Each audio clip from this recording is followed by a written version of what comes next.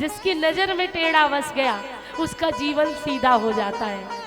तो इसलिए नंद नंदन की ऐसी अवस्था देखी, हाथ में दधी भात का कौल और ग्वाल बालों से घिरे हुए। ब्रह्मा जी को मोह हो गया, ब्रह्मा जी भगवान के बछड़े और ग्वाल बालों को चुरा ले गए।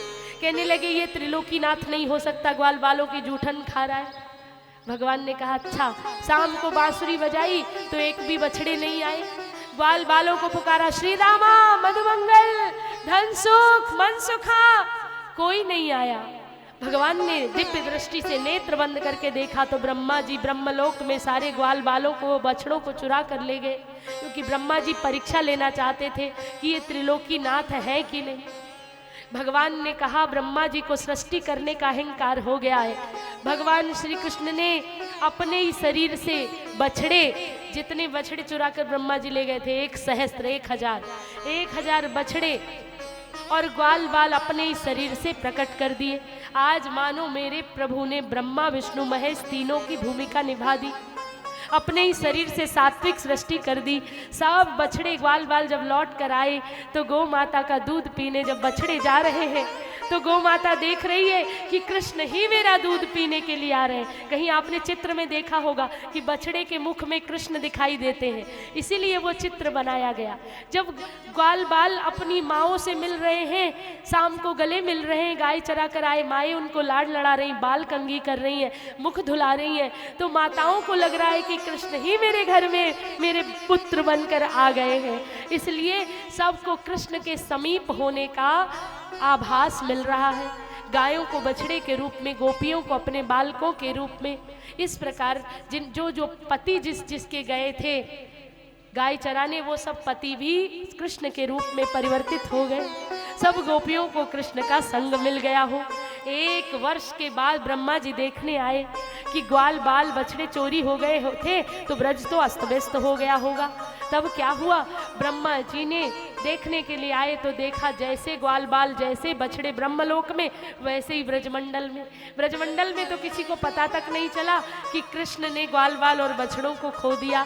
सबके घर में और ज्यादा आनंद उत्सव मनने लगा।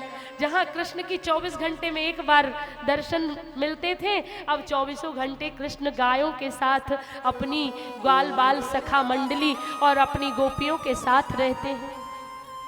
जब ये दृश्य देखा ब्रह्मा जी हैरान हो गए। ब्रह्मा जी ब्रज की रज में लौटने लगे, लोटपोट होने लगे, क्षमा कर दो नाथ, क्षमा कर दो।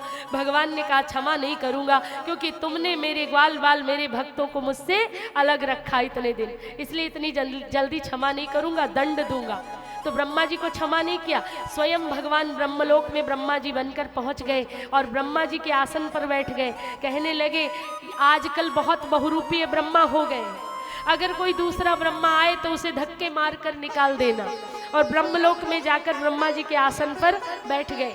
ये ब्रह्मा जी जब माफ नहीं किए गए, अस्त व्यस्त, बाल बिखरे हुए, दाढ़ी बिखरी हुई, चारों मुख मलिन, ये ब्रह्मलोक में पहुंचे तो ब्रह्मा जी के अपने शिष्य, अपने गणों ने, ब्रह्मा जी के अपने दास दासियों ने, अपने अधीनस्थ लोगों ने ब्रह्मा जी को कहा तुम कौन हो?